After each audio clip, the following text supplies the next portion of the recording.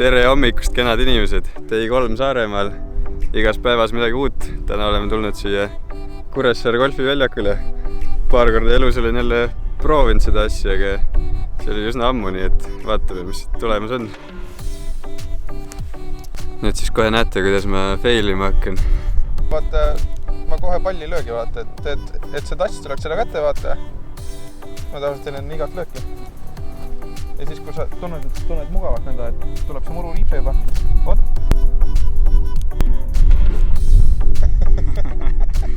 Ei, see oli proovikas.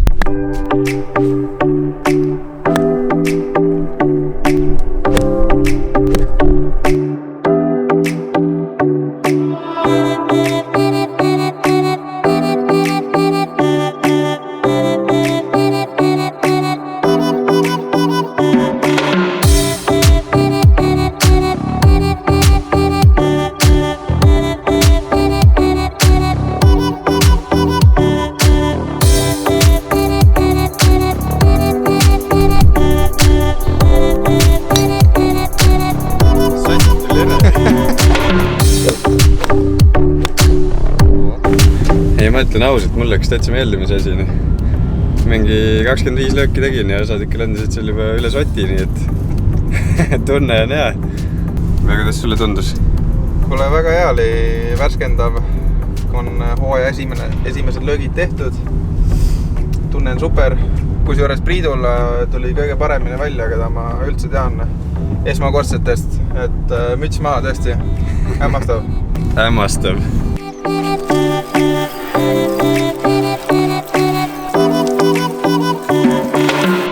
Ratas eilsest mereveest puhtaks.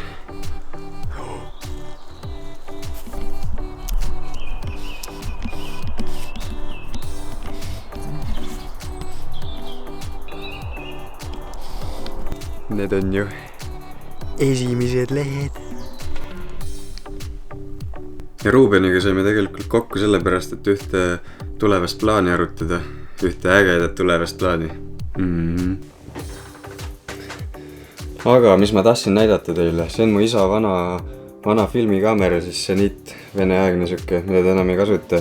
Ja siin ees on süke objektiiv nagu Helios või siis Helios 44-2. See on 58 mm f2 ava. Ja see asi, mis ma ükspäev pakiga sain, on selline M42 EOS, siis selline vaherõngas.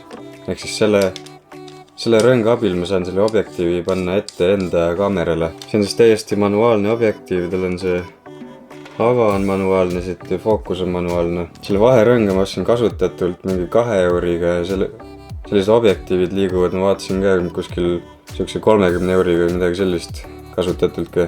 Ma arvan uuenega neid uuenust ei saagi enam. Eks 30 euriga sa saad sellise objektiivi endale. Ja see point, mis ma tahan teile nüüd näidata, et tegelikult ei ole vaja üldse kallist tehnikat osta. Kuigi mul see kaamera, mis ma praegu kasutan, on kallis. See objektiivid seal maksavad ka nagu räigelt mingi algavad mõnest 100, aga need paremad objektiivid on 1000-2000 euri. Aga 30 euriga saad sellise objektiivi. Ma juba korra seda proovisin, tal on nagu selline veits nagu vanaaegne selline pehme pilt, aga see on selline hästi selline filmilik ja selline mõnus nagu tegelikult. Ja see bokeh on selline, seda on raske kirjeldada, seda pead nägema lihtsalt. Ja nüüd ma proovin sellega siis mõned kaadrid teha. Ja välja näeb see asi siis selline. See on mu Sony kaamera, siia ette lähevad siis Canoni lensid selle adapteriga ja siis selle vaherõnga abil ma saan ta siia ette panna. Vaat selline kombo ja pilt on üliäge.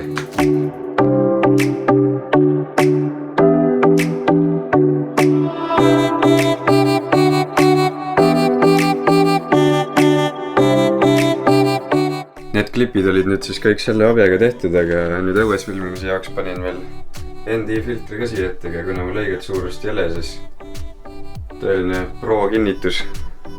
Vaat. Nii et läheme õue tagasi.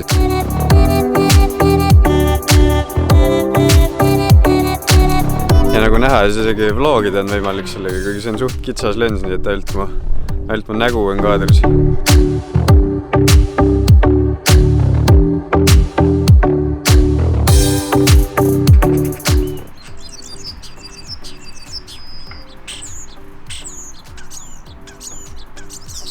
Kuldnokk. tegelikult see lens on just kõige parem nende kaadrite juures, kus see sügavus tuleb nagu esile. Eks ma proovin mõne inimese ka veel õhtul siia ette leida.